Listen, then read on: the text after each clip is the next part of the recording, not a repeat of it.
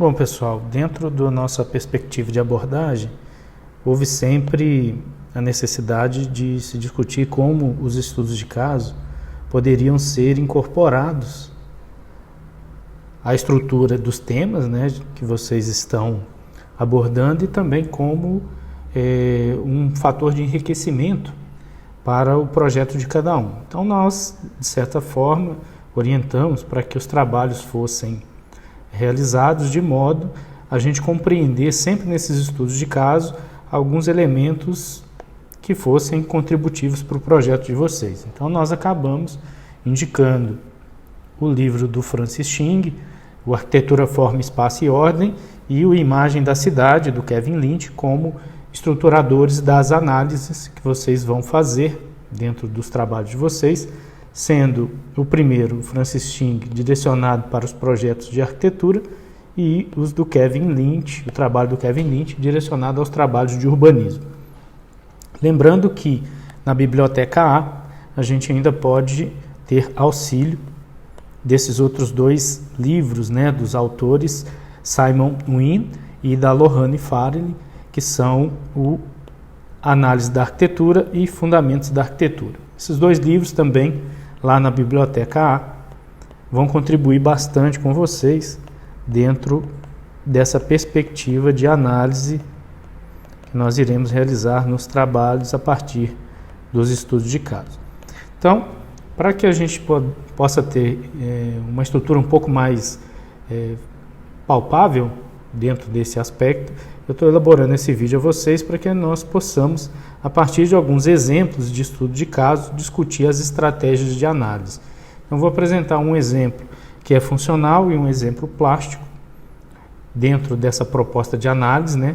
E também um exemplo na questão do urbanismo, para que vocês possam entender como desenvolver essa análise em singular. Então vamos a esse estudo de caso, que é o primeiro focado na questão da arquitetura, como vocês vão ver, é de uma escola, uma creche, escola primária e creche, construída em Saint-Denis, na França, que tem um caráter bastante interessante do ponto de vista da composição. Então, identificar o estudo de caso ideal é o primeiro passo para que nós possamos ter uma boa análise. Então, esse estudo de caso precisa, antes de tudo, refletir aspectos que são importantes ao programa de necessidades que vocês estão desenvolvendo quando essa análise se dá no campo funcional. Então, é muito importante que haja uma similaridade entre os projetos do ponto de vista da escala, do ponto de vista da escolha da tipologia construtiva, de materiais e de uma organização, de certa forma, funcional dentro dessa análise que nós estamos fazendo. Então, essa escola é uma escola de área bastante significativa, 4.800 metros, e um projeto bastante interessante, a gente vai entender por quê. Então, todo estudo de caso começa com uma apresentação geral. Esse é o elemento inicial dentro da nossa proposta. Essa apresentação geral acontece com um texto que explora as características principais do projeto.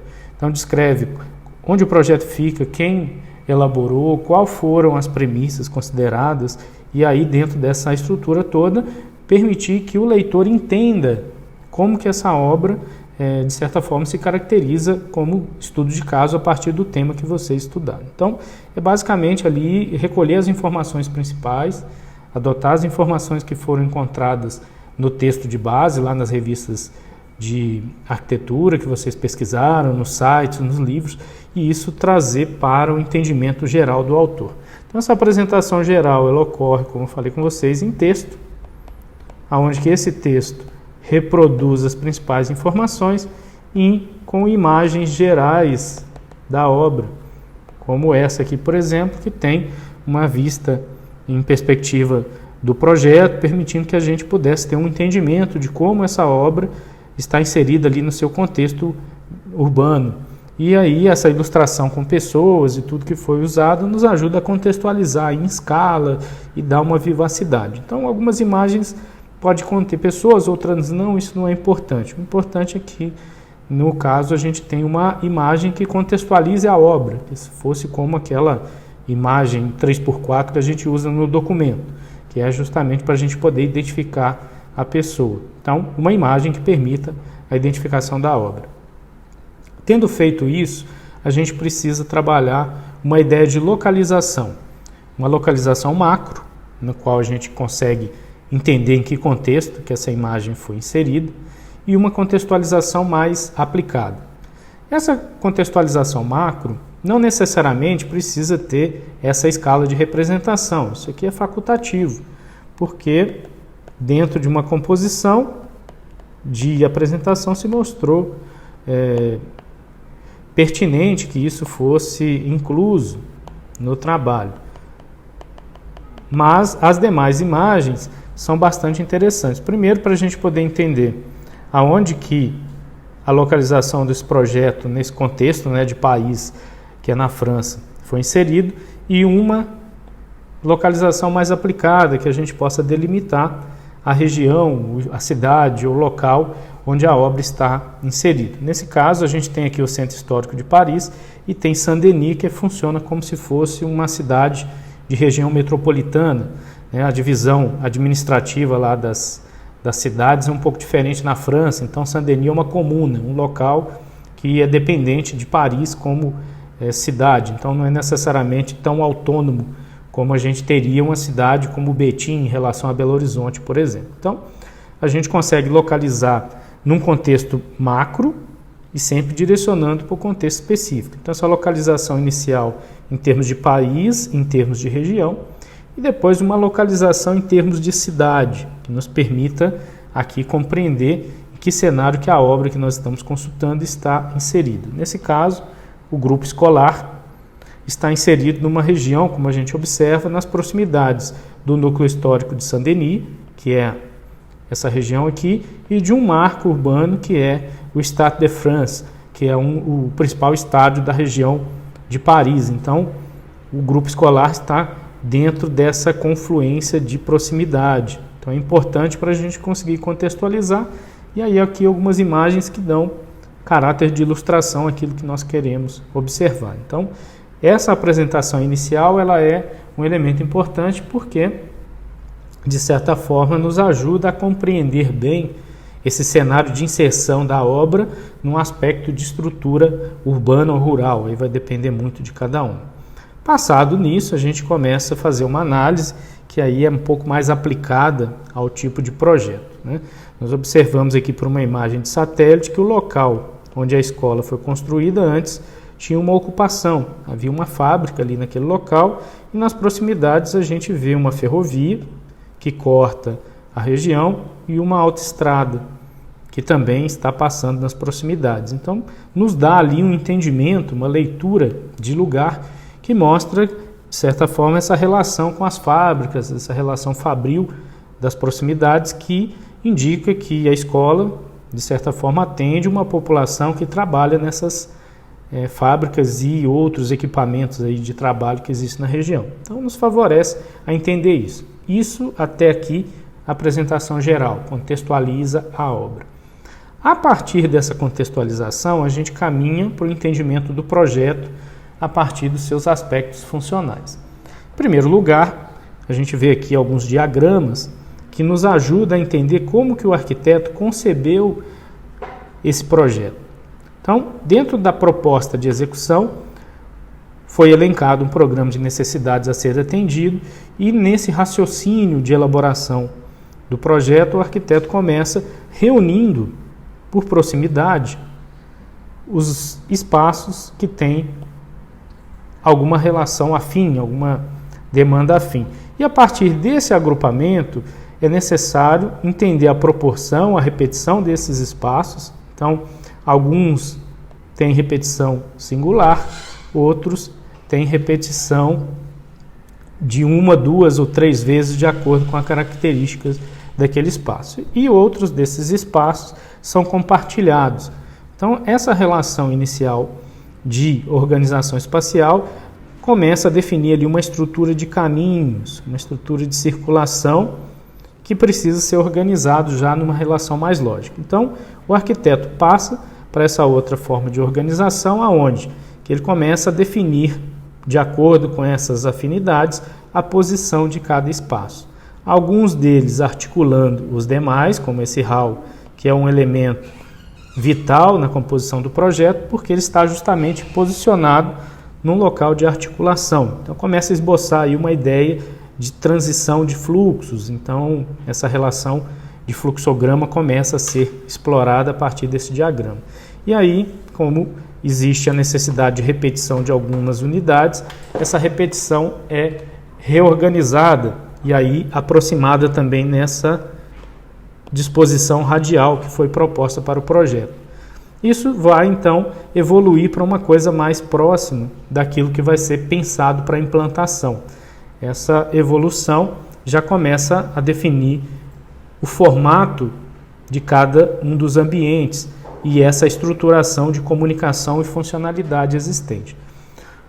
Como a edificação proposta se trata também de um local onde há a formação inicial do ser humano, então o arquiteto acabou fazendo uma analogia ao cérebro humano como um elemento forte dentro desse conceito a ser adotado e, utilizando a premissa de assimetria do cérebro humano, ele traz essa relação também para a obra que é proposta. Então, o cérebro, apesar de parecer muito similar dos dois lados, um lado é diferente do outro. Então, ele traz essa relação também de assimetria, de um pouco mais complexa de entendimento para esse projeto e divide um lado atendendo à creche, que é um espaço de formação do indivíduo, e o outro lado voltado à escola infantil, que também aí passa a ser um outro lado de formação do ser humano. E isso interrelacionado por meio desse hall comum que comunica aos dois espaços e uma relação de interligação entre os pátios com esse hall e ao mesmo tempo com o restante da estrutura, que vai garantir uma funcionalidade muito importante de circulação. A partir desse entendimento inicial do projeto, que é desenvolvido a partir da pesquisa, da busca pela compreensão do projeto, nós podemos evoluir aí para uma sequência de entendimento um pouco mais aprofundado. Então aqui já o formato dos cômodos e uma primeira estrutura de circulação definida. A partir do acesso principal, que se dá para uma esplanada, essa esplanada permite um contato a partir do hall comum, que é também a recepção da escola e o local onde se há a restrição de fluxo. Até a esplanada, até a primeira etapa do hall, o fluxo é público. Então, qualquer pessoa pode acessar essa parte. A partir desse local, a gente passa a ter um fluxo restrito, que já é o fluxo interno da escola. Então, isso já nos ajuda a compreender um pouco mais. Dentro dessa relação, a gente percebe aqui um outro ponto importante de funcionamento para essa escola, que é o acesso de serviços, que é feito pela face oposta da esplanada, justamente para evitar conflito de circulação de serviço com circulação de acesso público e acesso à instituição. Então, esse espaço aqui nos ajuda a entender essa hierarquia de arranjo, aonde que, com a possibilidade de acesso a duas ruas diferentes, o projeto passa a ter uma estrutura de circulação mais adequada. E desse arranjo a gente vai percebendo que, com o crescimento dos pavimentos, o arquiteto então propõe um elemento singular de circulação, que são essas rampas, que vão permitir que os alunos, a partir do contato com as atividades do segundo pavimento, possam, na hora do intervalo e de recreio, descer para esses pátios para a convivência desses.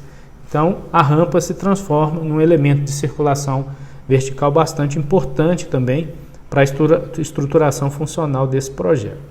Então, saindo agora daquela análise de diagramas de caráter mais introdutório, a gente pode entrar numa análise um pouco mais aplicada. Então, com a planta do projeto, vocês vão começar a organizar essa análise para trazer ao projeto um entendimento dessa funcionalidade. O primeiro ponto que a gente tem que identificar são os locais de acesso. Então, a gente sabe que tem uma esplanada e essa esplanada permite o acesso público ao projeto.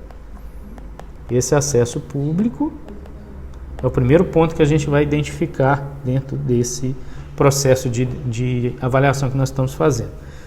Esse acesso pode ser tanto por carro, um carro que entra aqui nessa rotatória e desembarca as pessoas, quanto pode ser por meio de veículo como bicicleta ou pedestres que chegam a pé. A partir daí a gente tem o hall, e aí esse hall define uma hierarquia em especial no projeto. A gente vai identificar ele aqui dentro da sua proposição de forma. E aí nós temos aqui esse elemento bastante importante a ser destacado, que é o que garante a estruturação do projeto. Então define uma relação de hierarquia dentro dessa distribuição dos locais que foram criados para a utilização por parte desses pais, inicialmente que vão deixar os filhos nesse local, e posteriormente das próprias crianças. Então, o hall, como nós vimos, permite o acesso à edificação, cria uma restrição de fluxo. Então, a partir daqui, nós temos um fluxo que não é mais público, é um fluxo restrito, e esse fluxo restrito vai permitir o direcionamento para as demais partes. Eu vou inverter aqui, vou colocar duas cores diferentes, não vou usar a mesma cor para indicar os fluxos, porque nós temos diferença de usuários.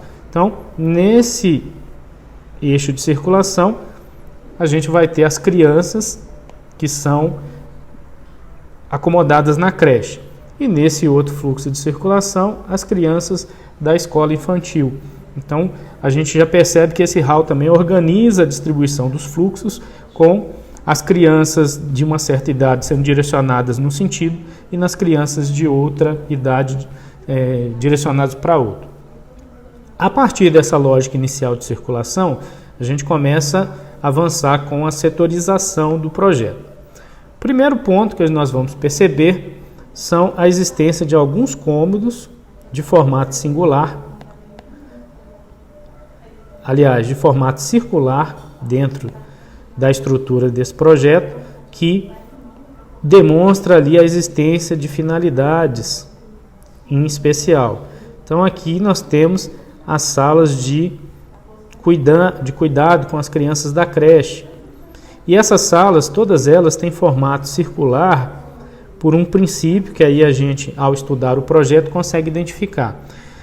As crianças de até 6 anos estão em processo de formação psicomotora e de entendimento do espaço. Então elas não têm uma percepção muito clara ainda, conforme a idade é mais baixa, de como esse espaço é organizado. Então ela não tem uma ideia de racionalidade na compreensão do local que elas estão. Então as formas circulares acabam sendo para elas formas mais acolhedoras e mais fáceis de distinguir enquanto local que elas estão acomodadas. Então toda a parte de acomodação da creche é pensada justamente a partir dessa lógica de funcionamento do cérebro humano nas primeiras idades, que ainda é incapaz de perceber os espaços que estão ocupando.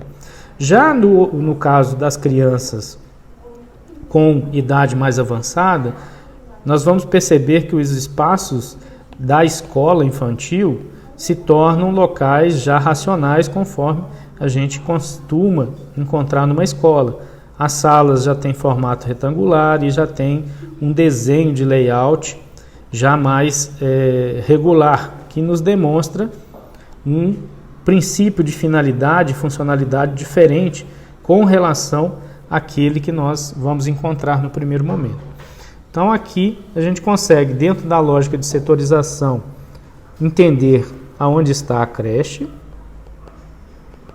e os espaços desse primeiro nível que demonstram a composição da creche e as salas de aula correspondentes à escola infantil do outro lado.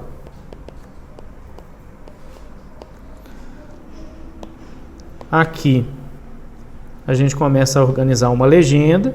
Essa legenda nos ajuda a compreender justamente essa relação de funcionalidade que a gente está discutindo. Então isso serve tanto para nós apresentarmos a relação de fluxos, quanto a relação Só um pouquinho, deixa eu corrigir aqui, que esse aqui é o fluxo da creche, então ele é em preto. Aliás, o fluxo da escola. E em vermelho nós temos o fluxo público, né, que não é o fluxo restrito ainda, que é lá na esplanada que nós vimos. E aí a gente vai percebendo essa estruturação. A partir daí nós vamos dar continuidade, né, de registrar todos os espaços de acordo com a finalidade. Então aqui a gente tem as áreas de refeitório das crianças. E aí percebo que o refeitório das crianças em menor idade é um refeitório que tem uma certa delimitação, porque as crianças precisam de acompanhamento para comer. Essa limitação ajuda a distribuir as crianças de acordo com a sua idade e distribuir ali também o papel de trabalho das pessoas que cuidam dessas crianças conforme a idade. Então, o refeitório da creche de um lado, e do outro lado a gente vai perceber que existe uma lógica de divisão, mas uma divisão que pode ser movimentada. Aqui, se a gente perceber, essas paredes, elas são paredes móveis. A gente consegue perceber aqui pela linha tracejada, justamente para poder garantir um arranjo mais apropriado já para essas crianças que estão em idade mais avançada, que vão, hora ou outra, coletivamente ou por turmas, utilizar esse refeitório. Então, nós vamos observar aqui uma relação diferente de funcionalidade, justamente por causa do tipo de usuário que nós estamos observando nessa escola. Tá? Esse é um projeto mais rico, um pouco diferente, talvez, de uma escola convencional que nós vamos observar, mas nos ajuda a entender bem essas estruturas. Então, novamente, a gente percebe uma relação de fluxos ocorrendo aqui. O fluxo da escola e o fluxo da creche, ocorrendo conforme a natureza de uso. Mas nós vamos observar agora que, na face oposta, nós vamos ter a cozinha sendo organizada lá conforme a necessidade de produção de alimentos, e vamos perceber que existe uma limitação de circulação induzida justamente por causa da inserção desse espaço. A gente tem um acesso secundário, esse acesso secundário se dá aqui por essa porta nos fundos,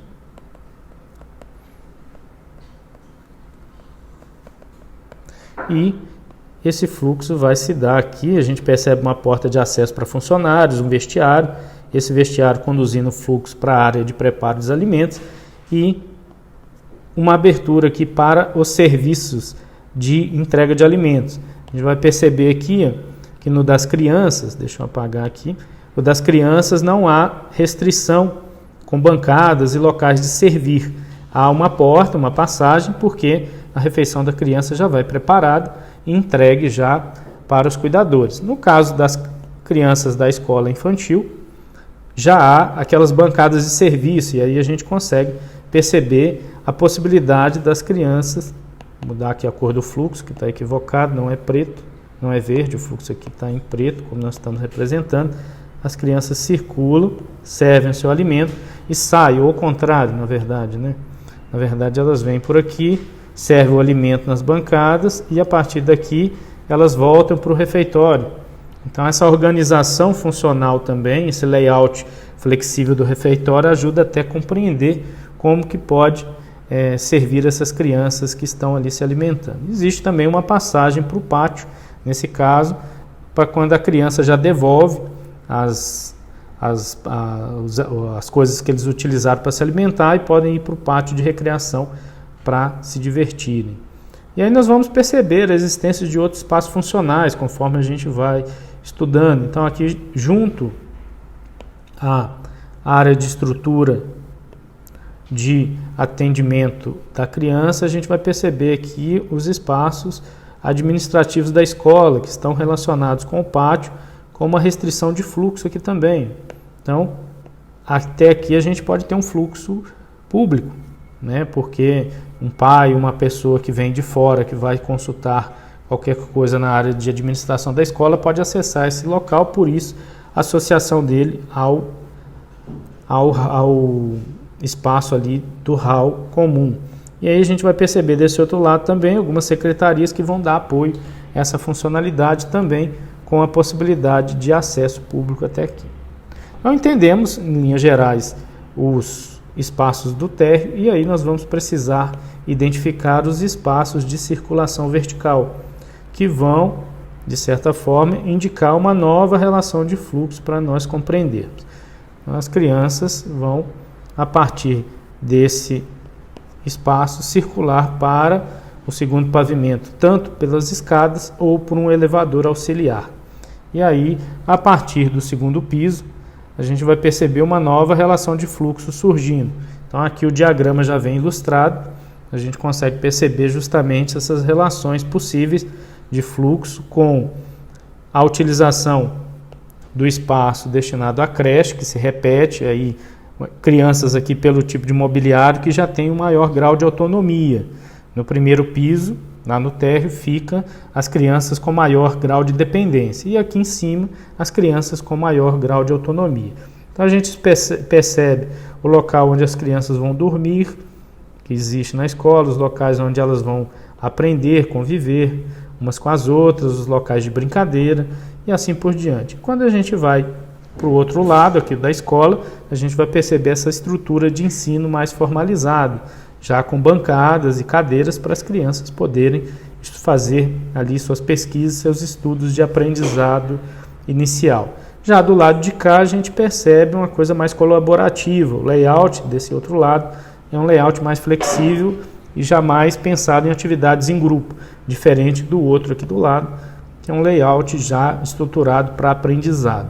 E aí isso vai nos dando ali toda uma interpretação do projeto e o elemento importante que foi, de certa forma, definido, que é justamente o papel dessa circulação por essa rampa, que vai permitir que as crianças circulem diretamente por um espaço sem obstáculos, do nível superior para o nível inferior, nos locais onde elas vão realizar as brincadeiras ali do cotidiano da escola. Então isso já, para nós, é o suficiente para entendimento dessa estrutura de análise que nós vamos fazer, e vamos só retomar essas questões aqui no corte, aonde nós vamos, a partir daquela organização inicial, entender uma distribuição de finalidades, aí a gente vai recorrer à análise de planta para a gente poder entender essa variação de atividades e de distribuição da composição aqui no corte. A gente pode também analisar as estruturas de iluminação, ventilação, que são adotados para o conforto do projeto. Então aqui a gente percebe as estratégias de iluminação natural, que vão permitir a distribuição aí da luz em ambientes de convivência. A iluminação zenital foi esse recurso pensado para esses locais, e os ambientes que são destinados ao ensino aí vão ter iluminação por meio de janelas e outros recursos possíveis aí na composição. Então isso a gente apresenta enquanto análise, enquanto representação gráfica, como vocês estão vendo, com uma legenda estruturando a relação daquilo que eu estou demonstrando sobre a imagem, e isso vai ser discutido em texto, inclusive abordado por vocês nesse texto que vai contribuir com a compreensão do projeto. Então vamos avançar um pouquinho e falar de uma análise plástica.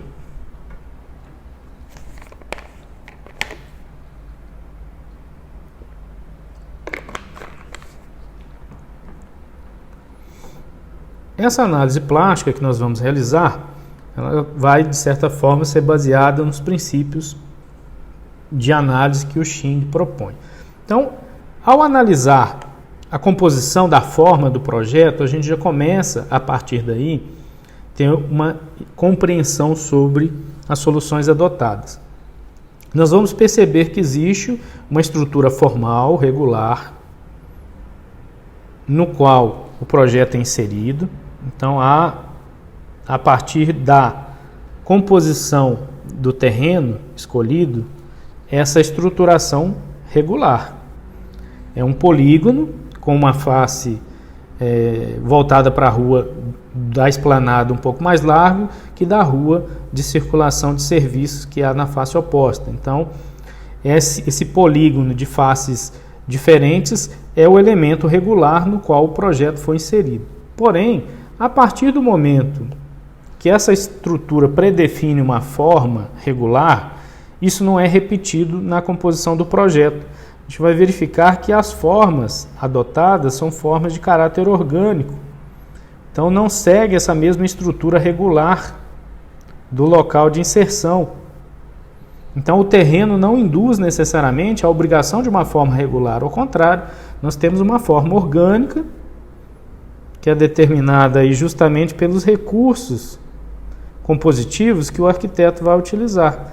Essa forma orgânica ela é reproduzida na volumetria adotada, como vocês estão vendo aqui os destaques, e também vai ser adotada em outros espaços dessa composição do projeto, como nos interiores, no arranjo das fachadas e outros aspectos. Então, o primeiro ponto que a gente discute é justamente essa organização da forma. A forma orgânica é o elemento inicial da análise plástica para esse caso. Então, a gente vai ter que identificar que tipo de forma é essa que é adotada no projeto, se é orgânica, se regular, se desconstruída ou assim por diante. Essa análise da volumetria inicial permite a gente entender qual forma aplicada e permite a gente reunir também os elementos estéticos que são adotados. Então, de certa forma, a cobertura plana vai dar ao projeto uma característica singular. Então, pensando no aspecto construtivo, essa diferença de volumes ou diferença entre volumes também vai impactar na forma do projeto.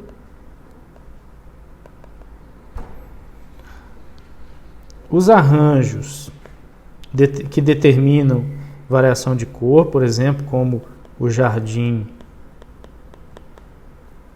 na cobertura,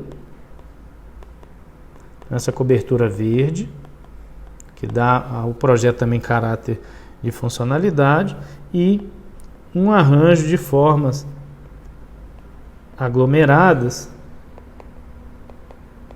na distribuição da clarabóia.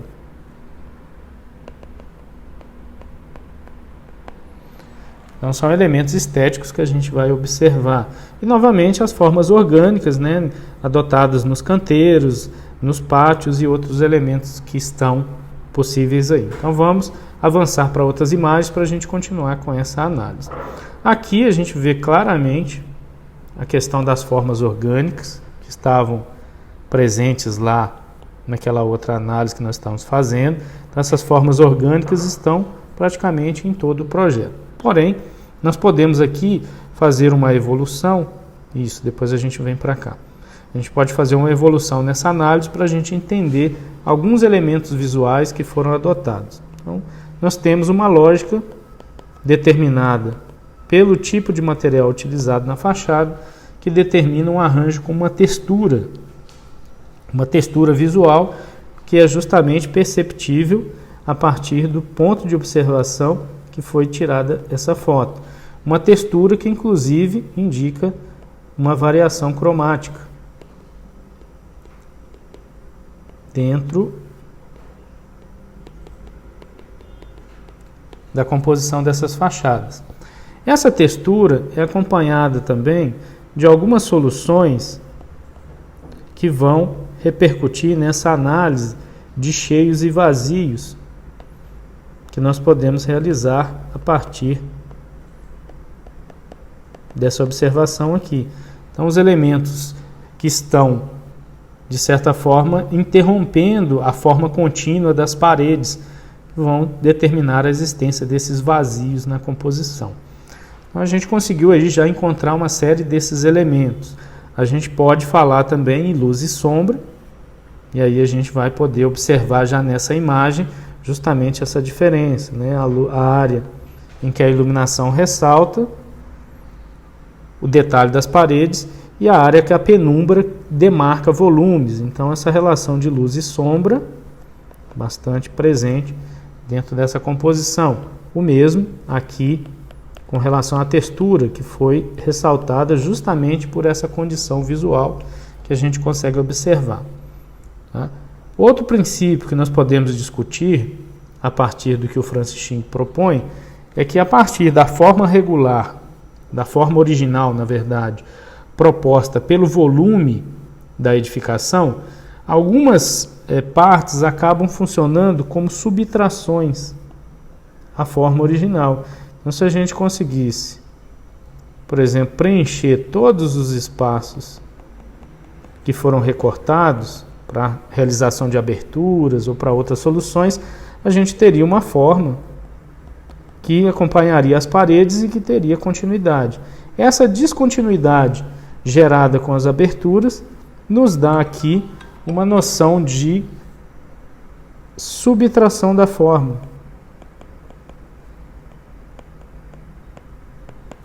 que está lá presente, por exemplo, naquela discussão do Francis Shin. Essa subtração, nesse caso aqui, está justamente onde existem as aberturas. Todas essas aberturas praticamente são baseadas nessa lógica de subtração de parte da forma original para criar essas áreas de acesso de luz e ventilação.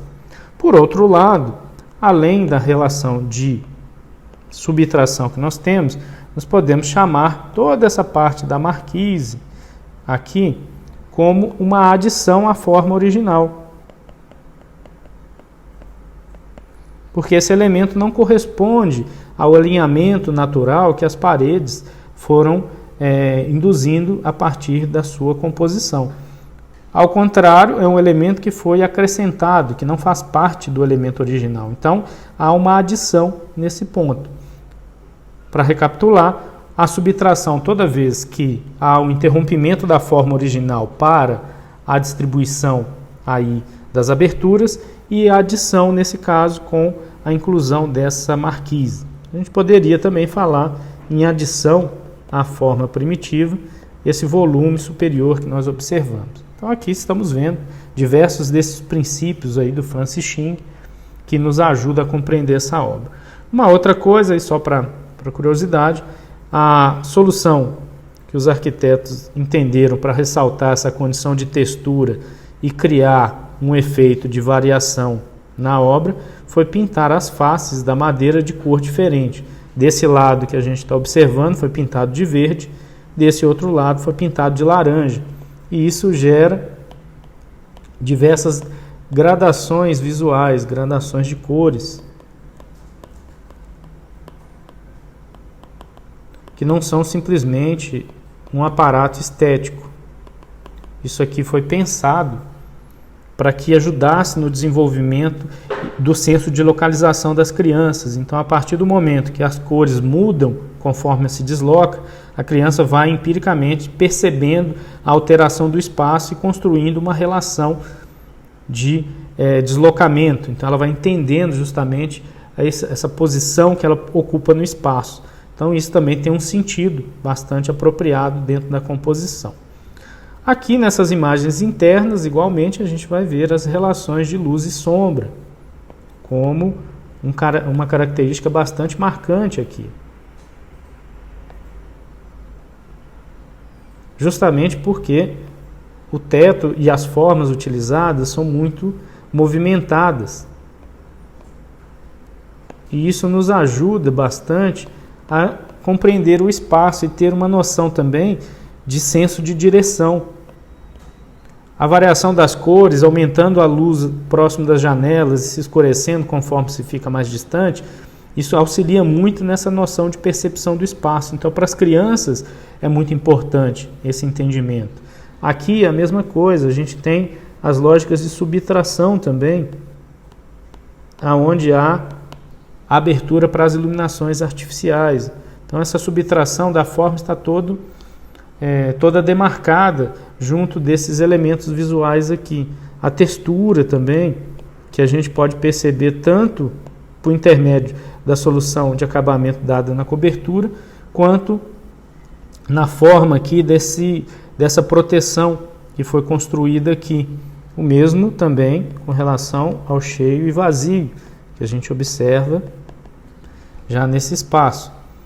Então, a mesma análise que a gente faz externamente a partir dos princípios do Francis Shin, a gente poderia fazer internamente também. E aí a gente pode encontrar aí esses elementos, ou a luz aqui e a sombra, criando uma ideia de ocupação do espaço, uma ideia de organização do espaço. E aí alguns elementos singulares que vale a pena a gente avaliar, que aqui foi criado um detalhe que é justamente para ajudar a percepção das crianças com relação ao espaço que elas se encontram. Então, quando se abriu a lacuna para a instalação do hidrante na forma de uma chama, ajuda a criança a interpretar que aquele lhe serve para combater o fogo. Então, é um recurso que se dá ali como possibilidade. Aqui, de modo bem singular, a gente tem uma solução de repetição, que foi utilizada aqui com a disposição desses cabides todos em forma organizada e sequencialmente dispostos. Essa repetição a gente poderia voltar aqui e perceber aqui nessa lógica também. Então, a repetição ela pode ser de elementos estruturais, que criam um efeito marcante na obra, mas também pode ser de elementos em especial. Ao mesmo tempo, essa repetição, quando criada em sequência e organizada, cria também um ritmo que pode ser igual ou desigual. Esse no caso aqui é um ritmo por igual, onde que as peças estão dispostas com o mesmo alinhamento e a mesma distância entre si. Nesse caso aqui a gente tem um ritmo desigual, porque há diferença de tamanho nessas aberturas e isso interfere justamente nessa posição de ritmo. Então, uma repetição que dá, em condições, a gente interpretar uma lógica de ritmo. Aqui também, nessas aberturas, a gente poderia ver essa lógica de ritmo também, que está presente lá na discussão do Shin. Então, basicamente, a lógica de análise plástica vai encaminhar a partir daqueles elementos estruturais do Arquitetura, Forma, Espaço e Ordem, do Francis Shin. Então, vocês vão consultar esse material para organizar a estrutura de análise plástica, principalmente, que vocês vão realizar. O livro lá da Lohane Farrell e o Análise da Arquitetura do Simon Wynne vai ajudar a vocês compreenderem um pouco mais a relação de funcionalidade. Então, se aplicaria um pouco mais para a obra anterior que nós analisamos. Tá? Importante que as referências estejam construídas conforme a NBR 6023. Porque nós estamos desenvolvendo um trabalho acadêmico e é extremamente importante que esse trabalho siga essas normas de organização da ABNT. Para referência, nós vamos utilizar a NBR 6023, atualizada em 2018.